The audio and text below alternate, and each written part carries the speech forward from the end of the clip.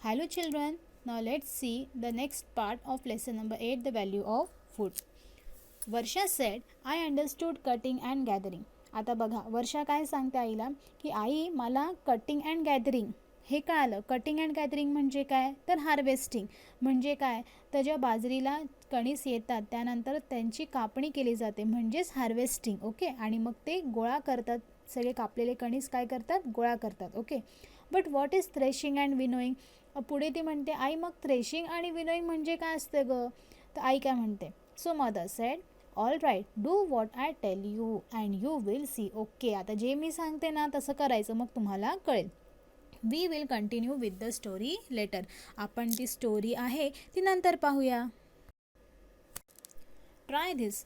Take half a basket full of dried groundnut pods. Divide them into 2 portions. बघा आता आई काय सांगते की तुम्ही अर्धे घमेले भरून भुईमुगाच्या शेंगा घ्या आणि त्याचे 2 भाग करा आणि त्या दोन्ही भागांवरती वेगवेगळी प्रोसेस आता करायला सांगणार आहे आई. ओके, तुम्हाला भुईमुगाच्या शेंगा माहिती आहे ओके ना, आपण फोडून खातो त्यातून शेंगदाणे बाहेर येतात. हो.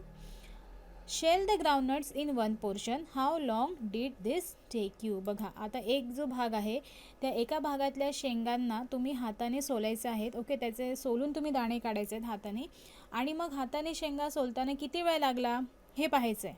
Okay, now put the other portion in a cloth bag and tie its mouth. आणि जो दुसरा भाग आहे जे दुसऱ्या शेंगा आहेत ओके त्यांना कापडी पिशवीमध्ये बांधायचं आहे. ओके, आणि पुढे काय करायचं आहे pound the bag lightly with a stone और beat it with a stick. आता काय करायचं आहे तुम्हाला pound the bag lightly with a stone म्हणजे काय तर तुम्हाला वरवंटा माहिती आहे तर वरवंटा त्याच्यावरून फिरवायचं आहे किंवा काठीने त्याच्यावर मारायचं आहे. ओके, तर काय होईल बघा. Now take the groundnuts out in a tray and tell me what do you see. नंतर पिशवी आपल्याला मोकळी करायची आणि शेंगा सुपामध्ये घ्यायच्या आहेत. आता तुम्हाला काय दिसणार आहे ते आपण पाहूया. Arjun. Many of the pods have burst open and the nuts have come out. Arjun काय म्हणतोय की ज्या शेंगांवर आपण वरवंटा फिरवला किंवा काठीने त्याच्यावर मारलं ओके त्या पिशवीतल्या शेंगा ज्या आहेत त्या जेव्हा बाहेर काढल्या तर बरेचसे जे शेंगा होते ते फुटल्या होत्या आणि दाणे बाहेर आलेले होते. ओके, तर आई काय सांगते बघा त्यावर. Mother. This can be called threshing of the pods. Now hold the tray in both your hands. Toss its contents quickly and lightly in the air. Tell me what happens. बघा तर आई काय म्हणते की आता तुम्ही पिशवीमध्ये शेंगा असताना तुम्ही त्याला काठीने मारलं आणि मग ते जे त्या कवरमधून शेंगदाणे बाहेर आले तर याच प्रोसेसला आपण काय म्हणू शकतो तर थ्रेशिंग. ओके, म्हणजे दाणे बाहेर काढणे. ओके, म्हणजे कणसातून दाणे वेगळे करणे म्हणजेच काय म्हणतात त्याला थ्रेशिंग. आलं लक्षामध्ये. आता आई सांगते की पिशवीतले जे शेंगदाणे आहेत ओके त्याला तुम्ही शेंगदाणे त्याचं कवर हे सगळे पिशवीमध्येच मिक्स झालेले आहेत तर त्यांना तुम्ही एका सूपमध्ये घ्या. ओके, आणि त्याला पाखडा. आपली आई पाखडते ना तांदूळ निवडल्यानंतर आई पाखडते. ओके, तर ते पाखडा. ओके, तर काय पुढे होणार आहे ते बघू. वर्षा.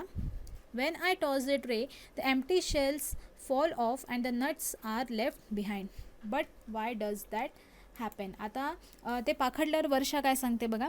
शेंगा पाखडल्या तेव्हा टरफले सुपातून खाली पडली, दाणे सुपातच राहिले, असे का झाले. ओके, आता तुम्हाला लक्षात आलं असेल की शेंगदाणे जे आहेत ओके ते सुपातच राहिले आणि त्याचं जे कवर होतं म्हणजे जर टर्फल होतं ते खाली का पडलं. ओके, आता असं का झालं असा प्रश्न वर्षाने केला आहे. तर मुलांना तुम्हाला लक्षात आलं आहे का हार्वेस्टिंग म्हणजे काय तर कापणी. ओके, जेव्हा बाजरीला कणीस येतात तेव्हा ते काय करायचे असतात कापायचे असतात, त्यांना गोळा करायचे असतात, त्याला म्हणतात हार्वेस्टिंग. त्यानंतर त्या कणसातून दाणे वेगळे करणं म्हणजेच थ्रेशिंग. ओके, मळणी म्हणतात त्याला. आणि त्यानंतर आता जेव्हा दाणे वेगळे करतात दाण्यामध्ये बराचसा कचरा असतो तर तो कचरा आणि दाणे एकत्र असतात तर ते वेगळं करणं ओके म्हणजे पाखडणं त्या प्रोसेसला म्हणतात विनोईंग. ओके, आता पुढे पाहूया काय होतं आहे. Mother.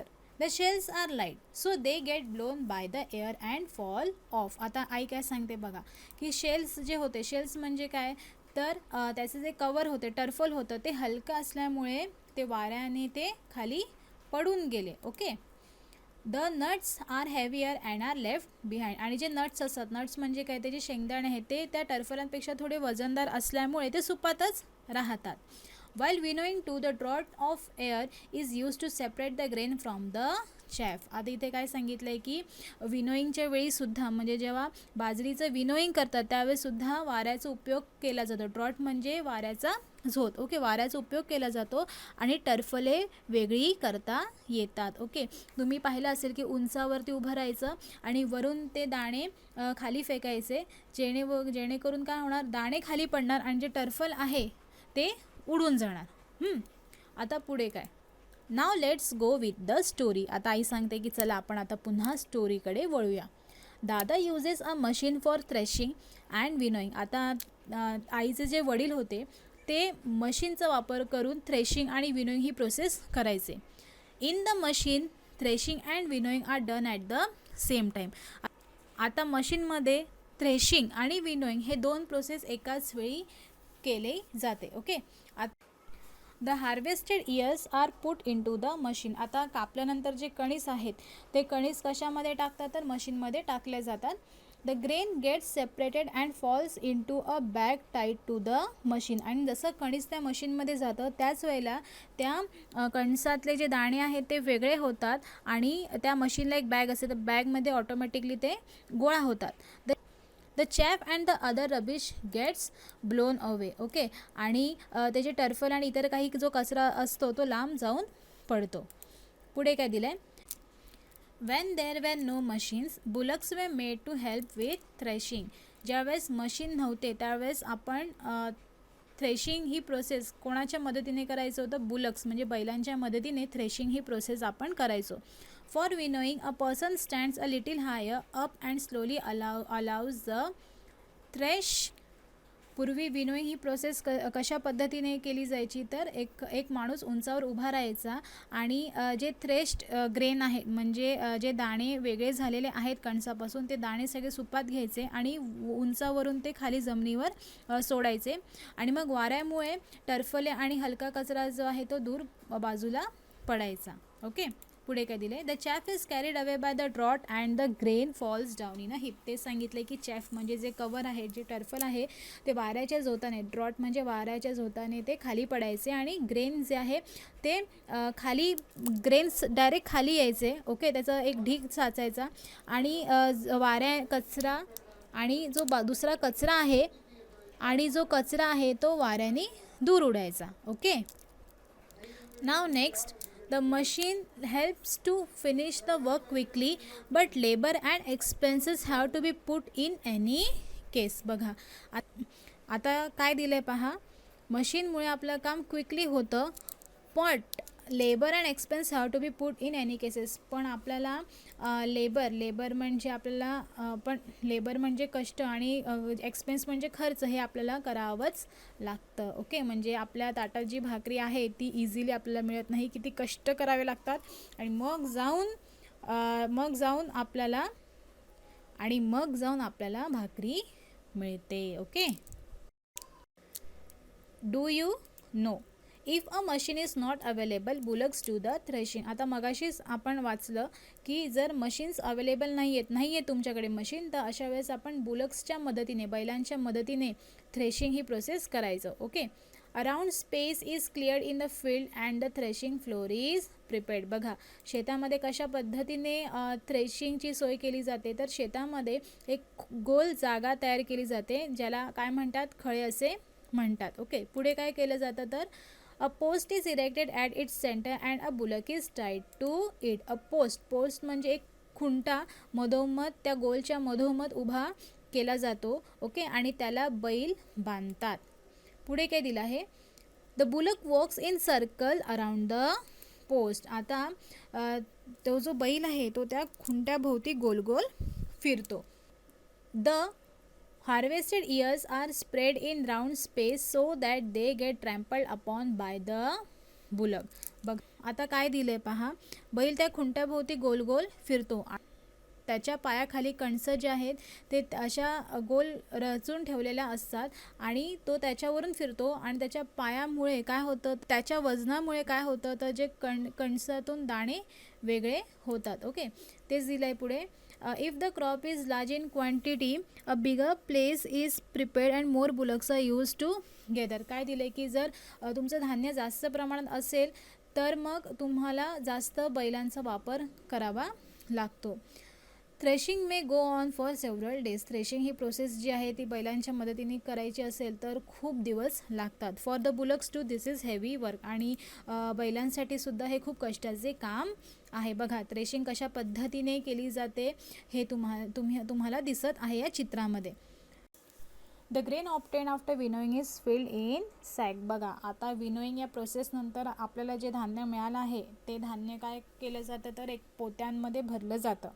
Proper care is taken to make sure that it will not be attacked by insects or other pest such as mice and rats. बघा आता या धान्यांची खूप काळजी घेतली जाते की त्यांना कीड लागू नये, उंदीर आणि घुशीने त्याची नासाडी करू नये. ओके, अशी काळजी घेतली जाते. After putting aside some grain for the family the remaining sacks are send to the market place to be sold. आता शेतकरी स्वतःसाठी धान्य ठेवतो, थोडं धान्य त्याला लागेल तेवढं तो ठेवतो आणि उरलेलं जे धान्य आहे ते तो बाजारात विकायला नेतो. When the traders there buy the grain, the farmer gets money for the crop that he has grown. आणि मग बाजारात व्यापारी त्याच्याकडून ते धान्य विकत घेतो आणि त्यानंतर त्या शेतकऱ्याला पैसे मिळतात. बघा खूप कष्ट केल्यानंतर शेतकऱ्याला पैसे मिळतात. अर्जुन, बट द भाकरी इज नॉट रेडी येट. आता अर्जुन काय सांगतो, पण भाकरी तर अजून तयारच झालेली नाही आहे. ओके, पुढे काय आहे.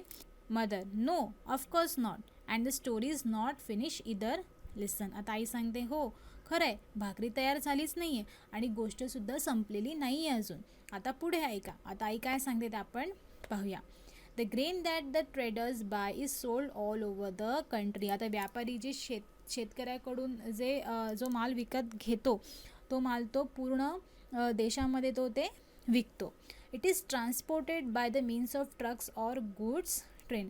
आणि तो माल वेगवेगळ्या भागांमध्ये कशा पद्धतीने पोचवला जातो तर ट्रक किंवा आपली जी ट्रेन असते, गुड्स ट्रेन असते, त्याच्या मदतीने तो माल जो आहे तो पोचवला जातो. It is the turn of porters and truck drivers to put in the labourers. Transport cost a lot too. आता काय दिलं आहे की आता ते जे सामान आहे त्या समजा तुम्ही ट्रकनी नेत आहेत किंवा मालगाडीनी नेत आहेत, गुड्स ट्रेननी नेत आहेत, तर ते सामान त्या गाडीमध्ये भरायला ओके, नंतर ती गाडी जो चालवणार आहे तो जो ड्रायव्हर आहे ओके, किंवा ट्रेननी नेत आहे तर ट्रेनचं जे तिकीट असते त्याचा खर्च होतो ओके, जो हमाल आहे त्याचा खर्च होतो, ट्रक चालवणार आहे त्याचा खर्च होतो ओके. आणि हे जे ट्रान्सपोर्ट आहे इकडून तिकडे न्यायला जो ट्रान्सपोर्टचा खर्च असतो तो असतो वेगळाच ओके.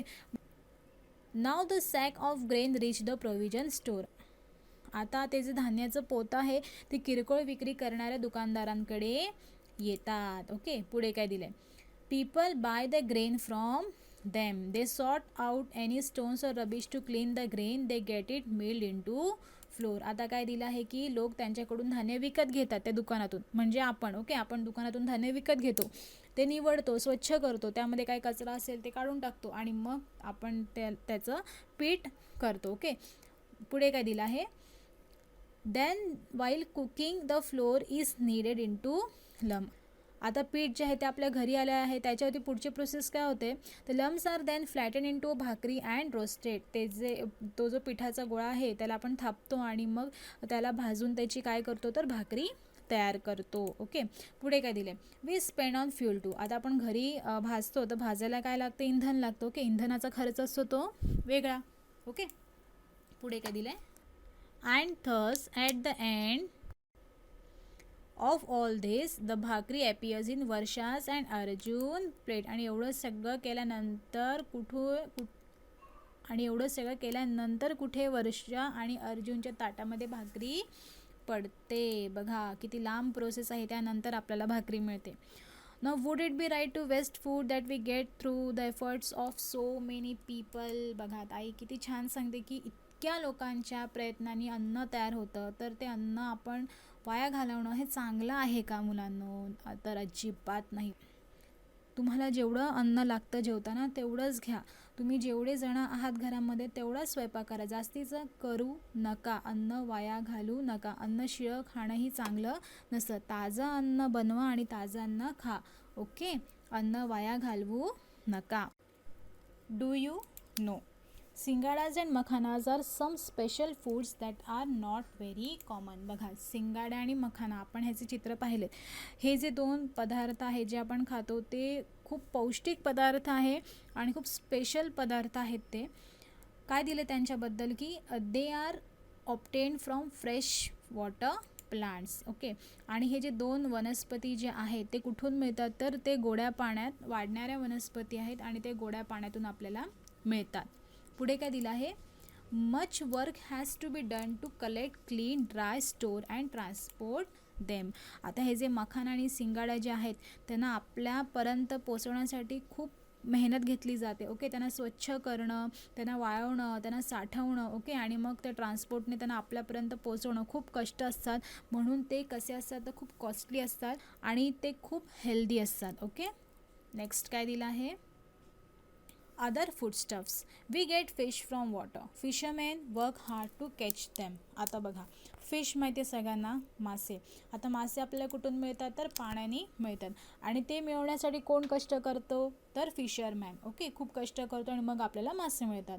पुढे काय दिलं आहे, there are people who gather and sell fruits like amla, jamun, karvanda, bor which grow in forest. बघा, काही लोक आहेत जे जंगलामधून आवळा, जांभळे, करवंदे, बोरं अशी फळं गोळा करतात आणि ते विकतात. ओके, पुढे काय दिलं आहे, some people have vegetables farm while some people have orchards for growing fruit crops. काही लोकांकडे भाजीपाल्याचे मळे असतात तर काही लोकांकडे ऑर्चार्ड म्हणजे फळांच्या बागा असतात, तिथे ते उगवले जातात. पुढे काय दिलं आहे, some people keep poultry, some rear animals for milk and meat. तर काही लोकांकडे कुक्कुटपालन किंवा पशुपालन केलं जातं.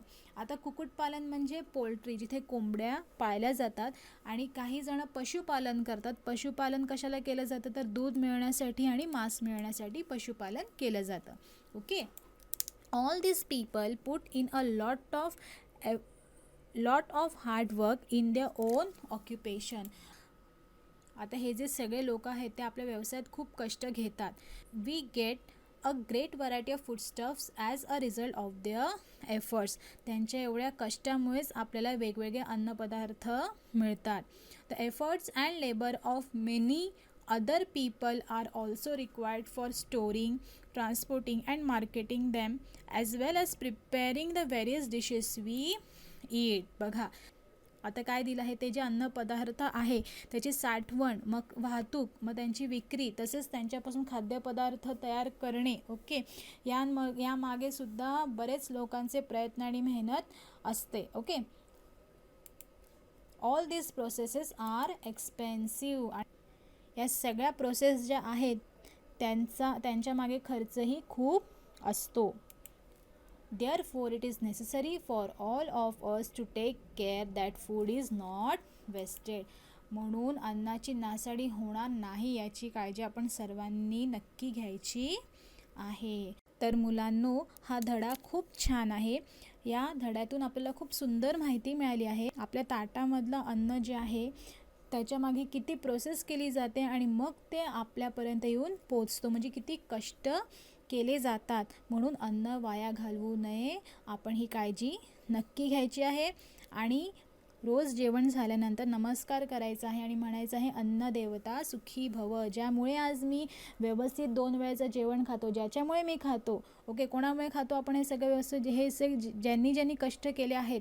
तुम्ही या धड्यात पाहिलं की किती जणं कष्ट करतात आणि मग आपल्याला हे धान्य आपल्यापर्यंत येऊन पोचतं. ओके, मग त्या सगळ्यांना कसं ठेवतं, सुखी ठेव, असं आपण नमस्कार करायचं आहे. ओके, आता या धड्यातून आपण अजून काय शिकलो आहोत ते आपण पाहूया.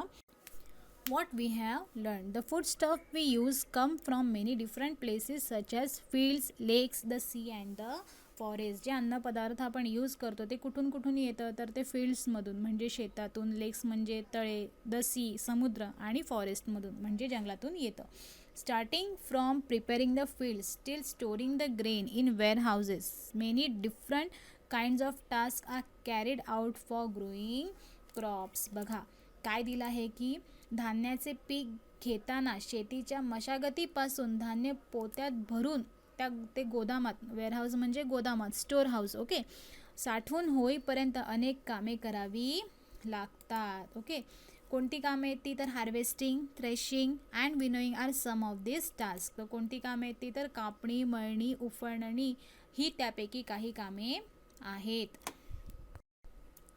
After that the crop is transported, sold and prepared for eating. Only then do we get food on our plates. काय दिले, आणि त्यानंतर त्या धान्याची वाहतूक, विक्री आणि खाद्यपदार्थ तयार करण्याची कामे करावी लागतात आणि मग आपल्याला अन्न आपल्या ताटात मिळतं. As with growing grain, much hard work goes into producing other foodstuff too. शेतीप्रमाणे इतर अन्न पदार्थांच्या उत्पादनामागेही अनेक लोकांचे कष्ट असतात. We must all take care to ensure that food is not wasted. अन्नाची नासाडी होऊ नये याची आपण पूर्ण काळजी घेतली पाहिजे. Always remember, नेहमी लक्षात घ्या, we get a variety of foodstuffs through the effort of many different people. Let us always be grateful to them. बघा आपण मगाशी जे म्हटलं तेच दिलं आहे इथे. अनेकांच्या प्रयत्नांमुळे आपल्याला विविध अन्नपदार्थ मिळतात आणि त्या सर्व लोकांविषयी आपण कृतज्ञ असावे. ओके, तर हा धडा तुम्ही छान वाचून घ्यायचा आहे आणि ह्याचे हार्ड वर्ड्स आहेत ते लर्न करायचे आहेत.